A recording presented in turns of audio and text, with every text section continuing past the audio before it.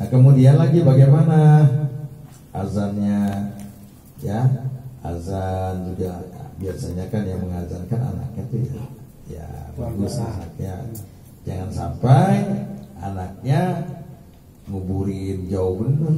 Emang apa? Si Anu mana Anu? Anaknya mana? Bobo Mende kamu. Pojokan. Yang pantas menikah, yang pantas nih jangan sampai terjadi ya.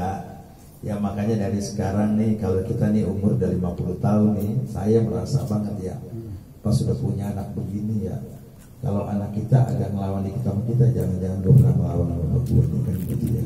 Introspeksi aja gitu ya.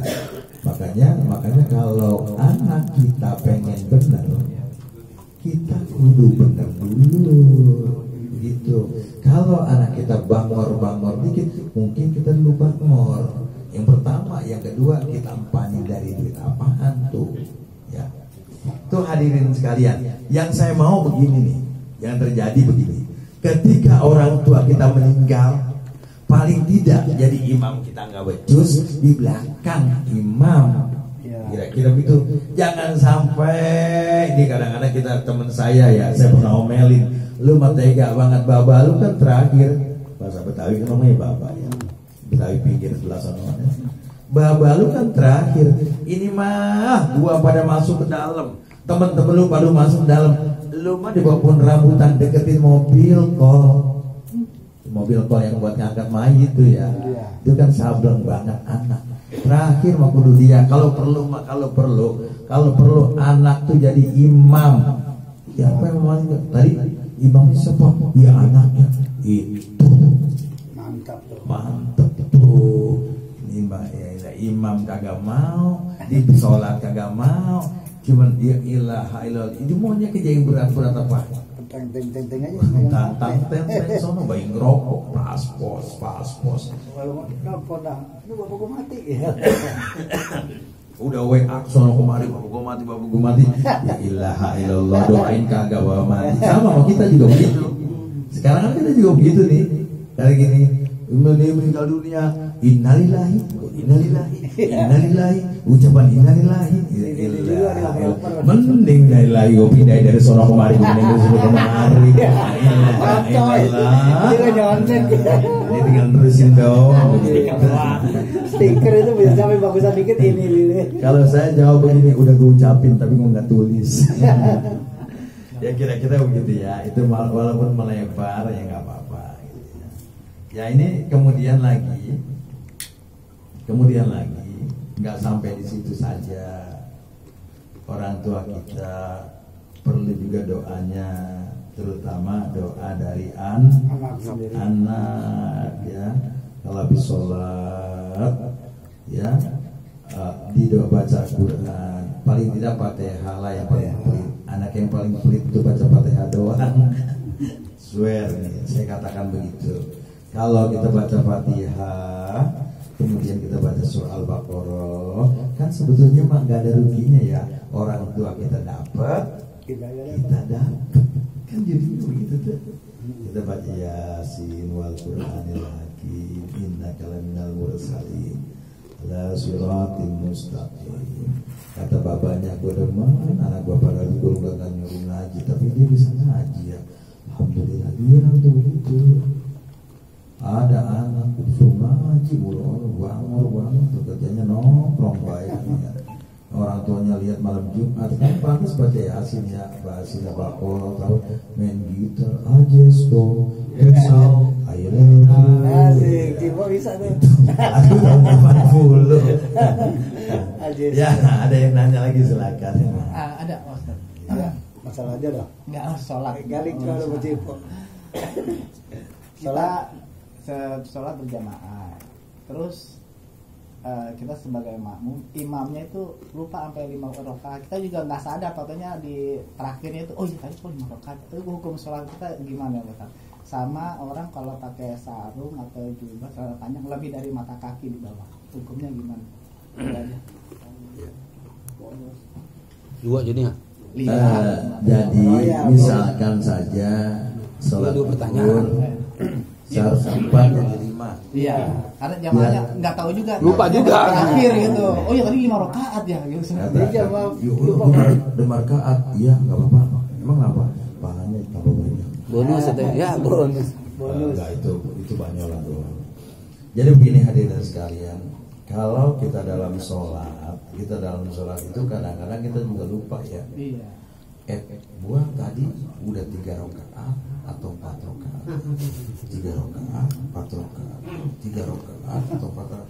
Dalam hati kita suka bertanya-tanya ya, mana gue jadi imam ya? Apa ya nggak tahu, kalau imam nggak tahu Iya, lupa juga. enggak, ini dalam artinya salah imam juga kan terjadi begitu. Iya, iya, Kan, betul. ya. Kalau Kak ini yang tahu dulu nih. Iya. Ya, sholat itu sunnahnya adalah kita ambil yang banyak. Ya, apa? Kita ambil maksudnya kita ambil yang sedikit. Misalkan 3 rakaat, kita ambil yang 3 rakaat. Tahu-tahu pas kita selesai sholat, lu tadi sholat ya, mau nawar teman ngomongnya lu gua aja ya. Lu kan sholat tadi 4 rakaat, 5 rakaat, nggak perlu gue bilangin, biarin aja emang ya, jadi sholat tambah banyak. Kalau lebih nggak apa-apa, kalau kurang tambahin. Ayo. Walaupun ada salam, misalkan gini. Kita biasanya sholatnya kalau sholat subuh nggak bakal kurang, cuma 2. Iya. Biasanya itu johor, sama Isa sama asarnya. Naik. Iya, johor sama pada diem baik. Memang apa kalau imam? Gue mau pengen jadi imam, memang johor sama asar emang apa? Nggak bersuara. Jadi kalau kita sholatnya itu kalau lebih nggak apa-apa ya. Tapi bukan faktor sengajaan. Iya. Kalau kurang, ya kita bahas yang kurang jadinya nih. Ternyata kita sholat zuhur, assalamualaikum warahmatullah, assalamualaikum warahmatullah. Kata ya karena si makmum bilang begini, gue taat sama pemimpin. Ya, salah gue ikutin, tapi ntar gue bilangin, gitu ya.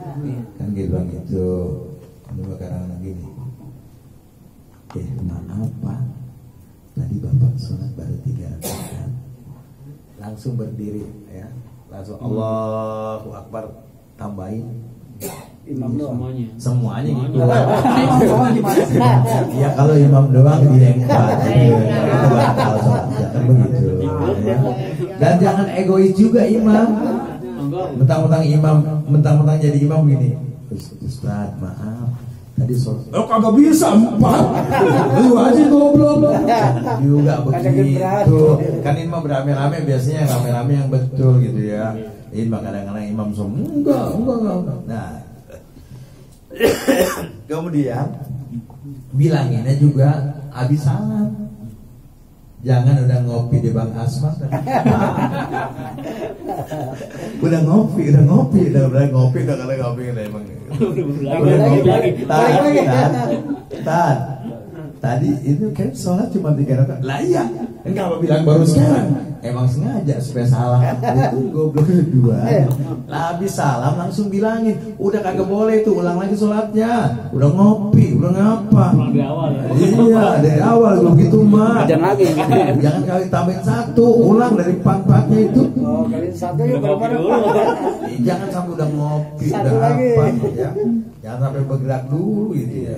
Kira-kira begitu ya. Ustaz, kalau yang tadi kan apa? Yakin gitu ada makmumnya. Kalau yang ragu-ragu sendiri. Ambil yang paling dikit. Misalkan yang tadi saya bilang 3 atau 2 ya. 3 atau 2 ya. 3 atau 2 ya. Emang namanya manusia ya utang banyak. Habis tagih. Kolektor datang mulu ada. Iya. Anak kuliah udah bayaran, udah ngedong baik. Yang paling tua bisa beli motor. Ini mah bukan curhat. Ini mah kadang-kadang yang di masyarakat kan begitu, kalau anak udah pada gede ya. Yang atau minta dikawinin udah maksa bener lagi ya. Ya udah sembahyang Allahu Akbar, main johor. Pas sudah ini gue tadi udah 3 rakaat. 3 rakaat atau 2 rakaat ya. Ini yang begini mah manusiawi. Kalau yang iya saya yakin bapak-bapak juga ini pernah begitu. Tapi jangan ngaku ini. Kan gitu ya. Jadi biarin aja dengerin aja bisa ngomong gitu ya. Kalau yang begini 3-4 ya. Apa? 3-2. Itu ambil yang dikit 2. Jadi sholat lagi gitu. Enggak, maksudnya tuh kan Ya, kita lagi sembahyang itu kan kita lagi sembahyang. Udah paling Allahu Akbar. itu kan hati. Ghairil maghdubi alaihim waladdallin. Amin. Ya tadi gua udah 3 atau 2. Dia nggak boleh curang. Gua kan lebih baik 3 aja gitu ya. Kalau 3 nanti kita khawatir kalau kita baru 2 kurang. Kalau kita bilang 2, kalau lebih nggak apa-apa. Ya, begitu ya. Begitu. Ternyata bininya bang salih sholat 5 ya bang ya. Rajin amat, nggak begitu ya. Nggak gitu nggak apa-apa ya. Jadi memang mengenai sholat itu, memang butuh ketenangan. Ya, butuh ketenangan. Dan juga kalau kita juga jadi imam di masjid kayak di musola kayak, kita juga harus tahu kondisinya nih ya. Ini baca ini apa nih ya? Ini mah hebat nih. Ya. Baca boleh al-a'la dengan al-ghosiyah lah ya. Ini yang satu imamnya imamnya ada yang 70, ada yang 80. Dia baca al-ghosiyah pulang-pulang katanya nggak tahu diri imam. Gue udah mau mati juga masih panjang juga. Kata imamnya gue lagi hafalan. Jadi tahu seperti itu ya. Nah itu. Nah kemudian lagi ketika kita jadi imam ya, itu kita harus tahu kondisi makmum sama dengan pemimpin juga kondisinya, tahu yang dipimpin. Jangan rakyat lagi susah ditaikin aja susah. Emang orang lagi pada butuh, pengen berangkat, pengen bakat tur subuh dia pengen jamaah, kita sholat subuh dulu jamaah.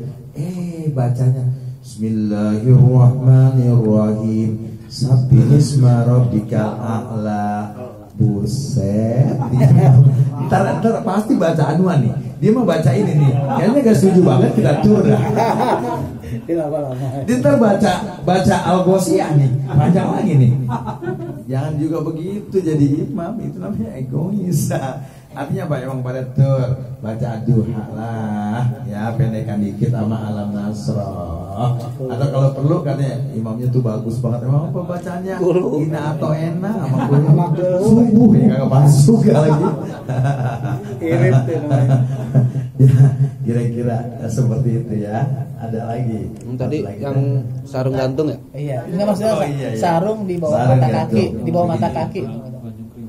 Ini hubungannya dengan RCTI. Tahu RCTI? Rombongan celana jomplang Indonesia. Nih, nggak ada di sini ya. Jadi begini hadirin. Ketika kita sholat, sunnahnya adalah kain kita di atas mata kaki. Apa sih tujuannya yang pakai kain sampai itu dulu zaman raja-raja itu mengingatkan kesombongan para raja.